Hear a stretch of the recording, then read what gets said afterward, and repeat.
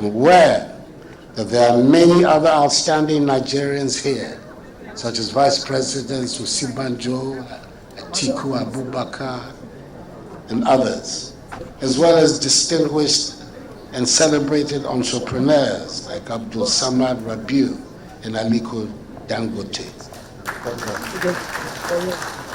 I salute each one of you for the significant part you have played and continue to play in securing the stability and democratic development of Africa's greatest nation.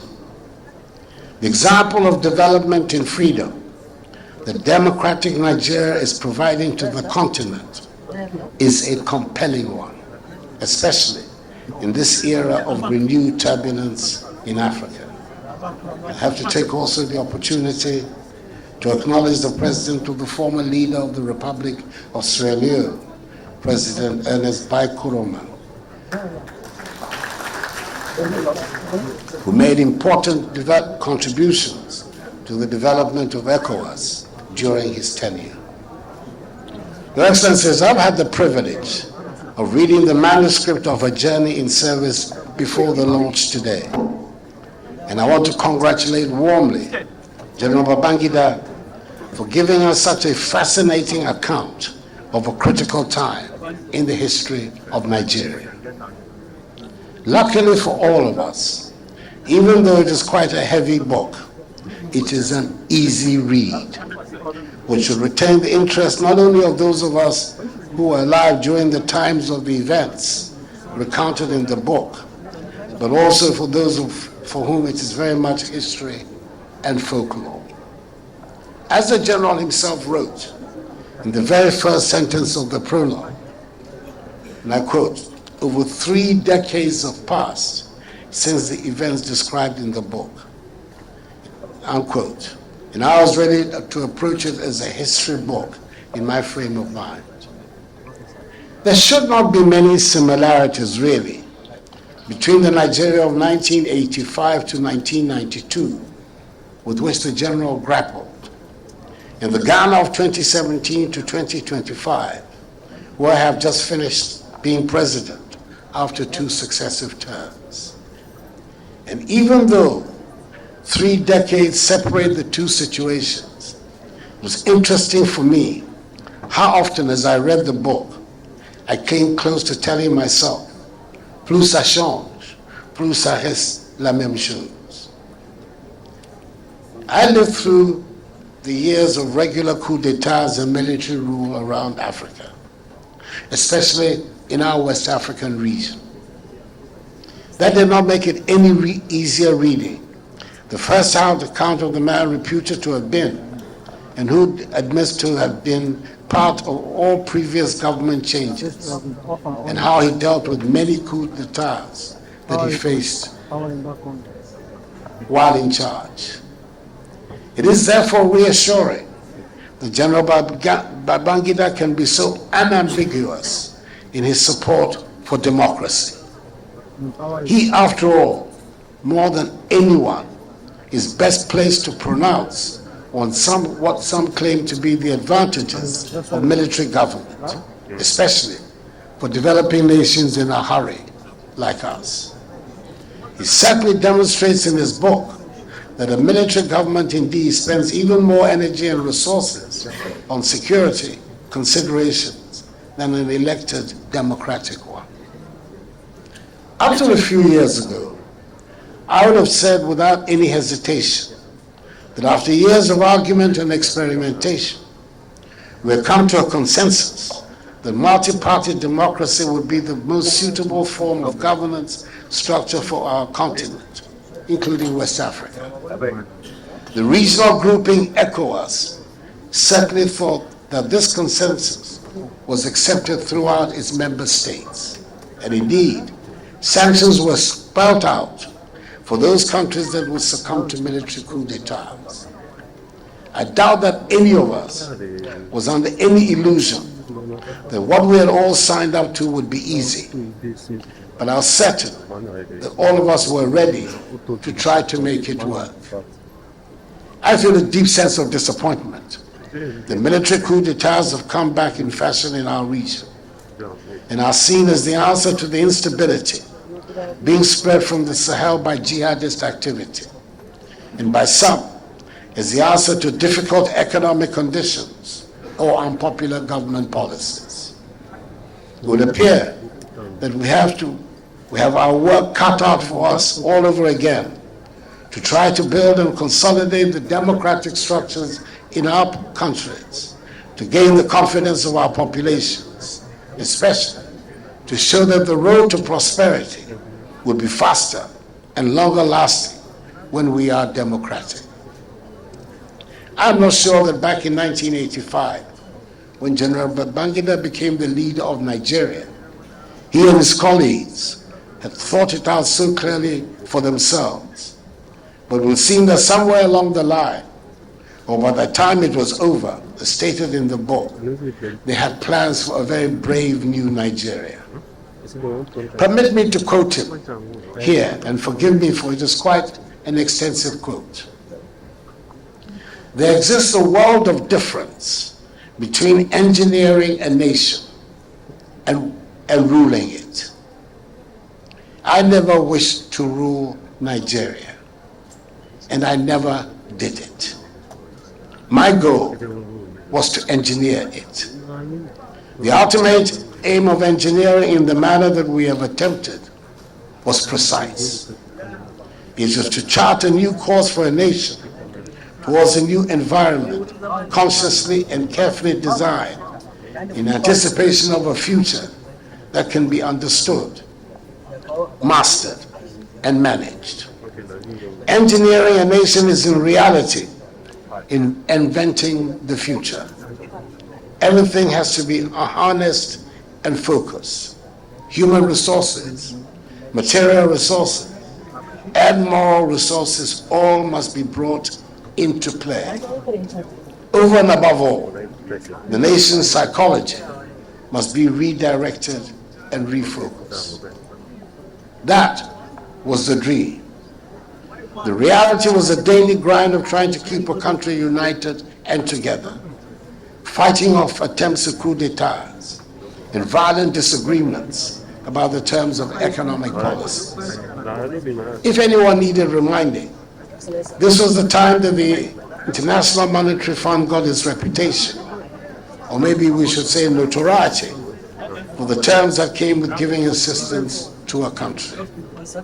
This book reminds us that if a civilian constitutional government feels under constant threat of destabilization and having to spend far too much time and resources on security, a military government was under even more threat of insecurity.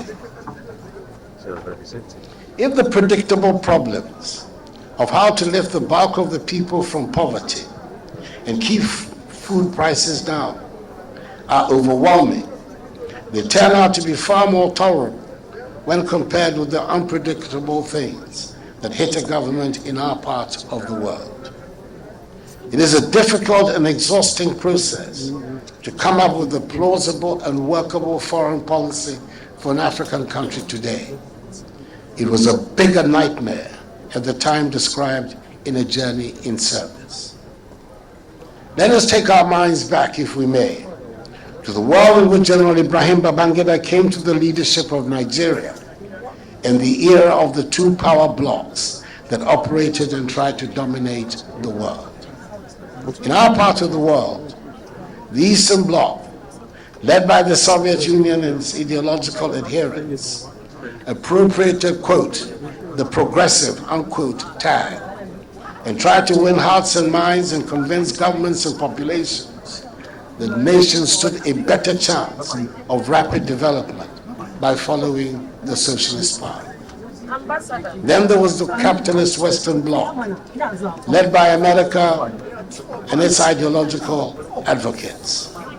They looked and felt more prosperous, and even though they carried the baggage of former colonial masters, they were more easily attractive to many segments of the population because people felt more comfortable as they were a known entity. The Eastern Bloc remained a largely unknown entity, where experts specialized in advising governments in Africa and other parts of the world how to interpret the distance between the ministers lined up on a dais at an event in Moscow Square. A speech by a Nigerian leader on any subject will be carefully examined to make sure that there's nothing in it that might give the impression the country was leaning more to Washington. The only certainty for self-respecting and self-confident African country was to take a strong anti-apartheid stance, which Nigeria had been doing since Murtala Mohammed's time in the mid-1970s, making a mark in the struggle towards the independence of the Portuguese colonies and Rhodesia. Today, it sounds almost romantic to hear people talking about the fall of the Berlin Wall and the collapse of the Soviet Empire. But if you were running a developing country at the time and suddenly had to maneuver through a world changing by the minute and sweeping all certainties away, you would not see the romance in the events, at least not at the time, when all our technocrats and advisors had suddenly had to find their way through the new realities that were emergent. Ladies and gentlemen, I was not president during those tumultuous times, but let me give you a recent example of the unpredictable turning of the fortunes of a government around completely. At the beginning of every year, the President of the Republic of Ghana, like many of his peers in other parts of the world, is obliged to present a statement to Parliament detailing the state of the nation.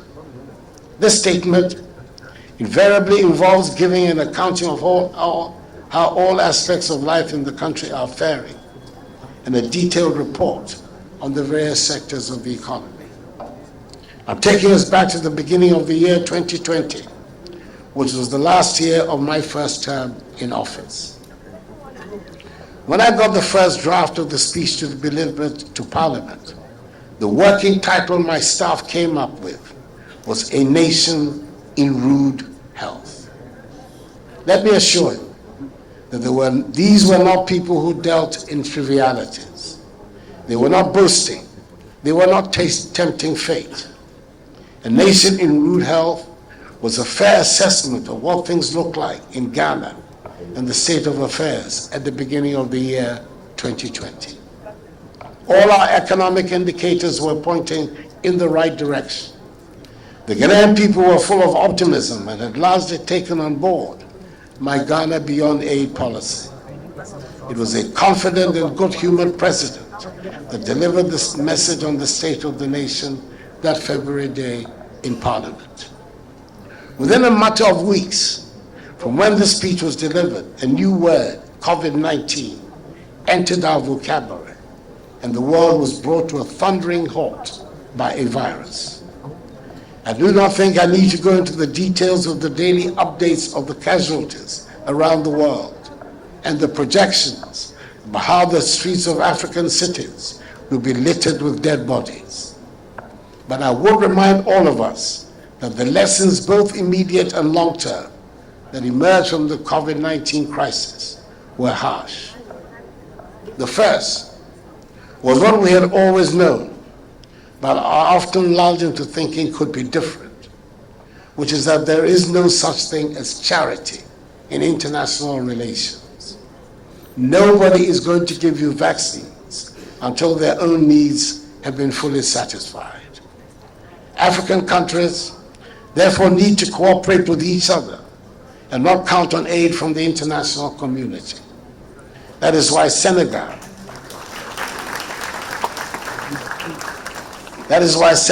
Nigeria, South Africa, Rwanda, Ghana, and others have taken on the responsibility of manufacturing their own vaccines. The second was to admit the urgency of the infrastructure deficit in our countries, especially in the health sector, as was exposed by the pandemic.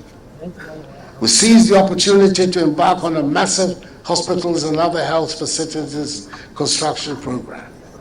In Ghana, we have embarked on what is commonly known as Agenda 111, a bold initiative which seeks to establish hospitals and facilities in all 261 districts in the country. While the pandemic was active, we concentrated on saving lives and tried to manage the pressures on the economy triggered by the pandemic as best as we could. But by the time the all-government task force I set up to manage the crisis stopped meeting, having completed its work, the buoyant economy we were touting at the beginning of 2020 was on its knees. We had to accept that in spite of the obvious advances we had made in the management of the economy in the first 3 years, we had not achieved the resilience needed to withstand the shock of the unprecedented global economic meltdown. We faced a major economic crisis, and with the world's capital markets close to us, we ended up going to the IMF, not an easy decision to make. The economic difficulties brought people onto the streets, and I would say that even though the demonstrations were not exactly on the scale of the SAP riots that are recalled and described in the book, they were serious enough to feed into the growing disaffection against the government. Fortunately for me, the extent of that disaffection was not sufficiently widespread within the year to deny me victory in the presidential election of December 2020, even though my margin of victory against the former and now current president, John Mahama, dropped from 1 million votes in 2016 to 500,000 in 2020. This leads me to the general question of how we deal with disaffection against government without infringing on the rights to freedoms. It would be a strange government that would not have its share of disaffection, and especially in a multi-party democracy. It is to be expected that there would be opposition to the government and organized means to create disaffection. In our current state of development, there are difficult decisions that need to be made to enable us to make the economic transformation that we require. Almost 40 years ago, General Babangida was grappling with such problems, and today, Nigerian and Ghanaian leaders face the same problems. Nobody seems to have come up with a mechanism for making such difficult decisions and not upsetting the people whose support is required to be able to make critical changes. I do believe most sincerely, though, that the mechanism should err on the side of greater, not lesser freedom. Because like Thomas Jefferson, the J.B. Danquah, the founder of Ghana's liberal democratic tradition, I hope that enlarging the liberty of the individual within the rule of law has to be the true goal of public policy. Considering the breadth of the subjects and period of time covered in this book, I have no doubt that all of us who read it would have our favorite moments and maybe our disappointments or unanswered questions. I would gladly state that I am as confused about what is euphemistically called the June 12th saga today as I was 33 years ago.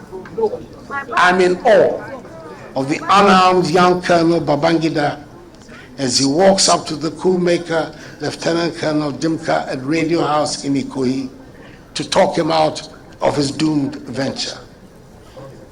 I pointed out at the beginning of my speech that the general himself had said that it had taken more than 3 decades for him finally to bring out this book of his memoirs. According to an interview he granted Tell magazine back in 1995, which is reproduced as Annex Appendix 2, the general told the magazine he was, quote, already working on the memoirs. I am not trying to build up defenses for whenever my memoirs would emerge. At almost 81 years, I obviously do not have 30 years to weigh up how I tell my story before I publish my memoirs. My story would obviously not have heart-stopping narratives of coming under enemy fire and being evacuated was shrapnel somewhere in my body. But my first term as president did coincide with the first certain President Trump's first term.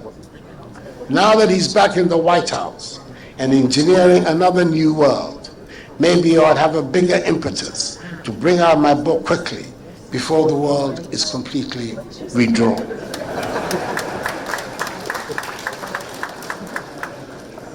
There are three more matters of moment that I have to comment on briefly before I take my seat. The first relates to the spirited defense, as I choose to define it, of military intervention in governance that is given in the book, even though ultimately the author is resolute in his support of democratic government. The issue remains the same. Who confers legitimacy on government? Is it an enlightened elite, be it military, political, economic, or otherwise? Or is it the mass of ordinary people expressing their will freely through accepted procedures? It is the answer to these questions that prompted the greatest of British prime ministers, Winston Spencer Churchill, to say that, and I quote, "Democracy is the worst form of government, except for all the others," unquote. I'm happy, as I leave active politics in my country, that the Ghanaian people appear to have imbibed deeply democratic values and a democratic culture, to the extent that in the 33-year existence of Ghana's Fourth Republic, we have witnessed 4 peaceful transfers of power from one party to another through the ballot box, in conditions that have not threatened the stability or unity of the state. It is a most comforting conclusion for someone who has devoted his life and energies to the advancement and entrenchment of democracy in his country.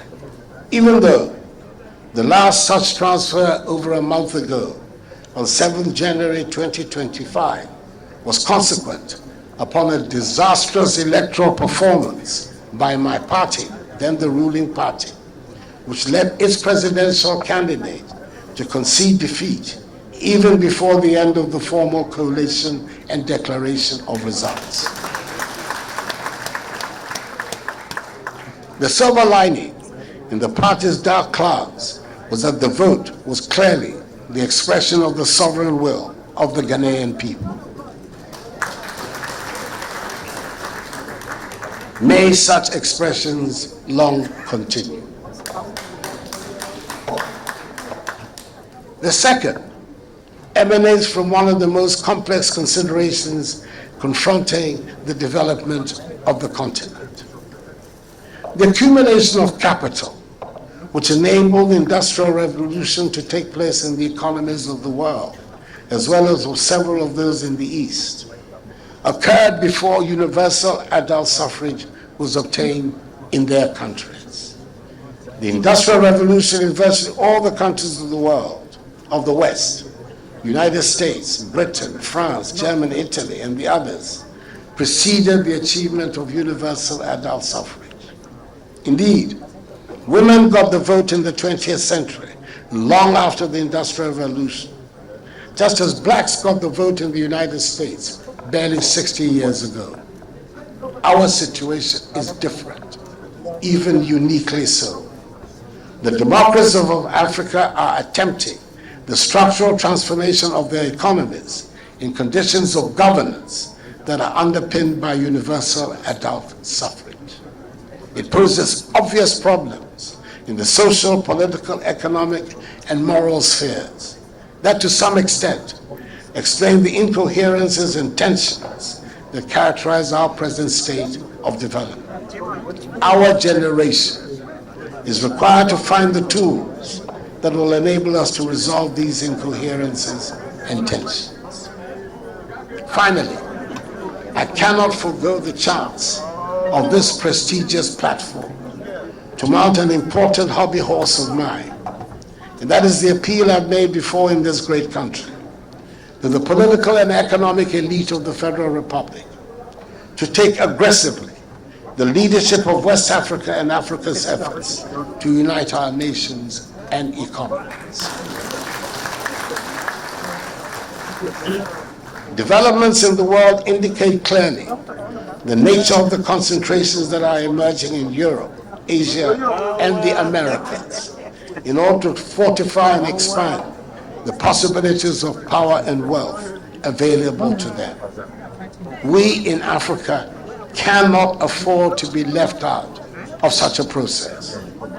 And for our prospects of effective integration to materialize, the Federal Republic of Nigeria has to assume her historic responsibilities and lead our development towards an integrated democratic West Africa and Africa. That evolution cannot succeed without you, but you will be its greatest beneficiary. I'm aware that, like all the rest of us, you have significant problems of your own which require urgent attention. However, history cannot and does not wait. Means have to be devised which will enable us all to address with efficacy our contemporary challenges. You should know that in this march forward, you will have in Ghana a faithful ally and steadfast partner. In conclusion, I was to thank once again the Board of Trustees of the IBB Presidential Foundation and that most extraordinary of military statesmen, General Ibrahim Badamasi Babangida, for their generous invitation. I wish him continued long life after such a distinguished and illustrious contribution to the development of his native Nigeria.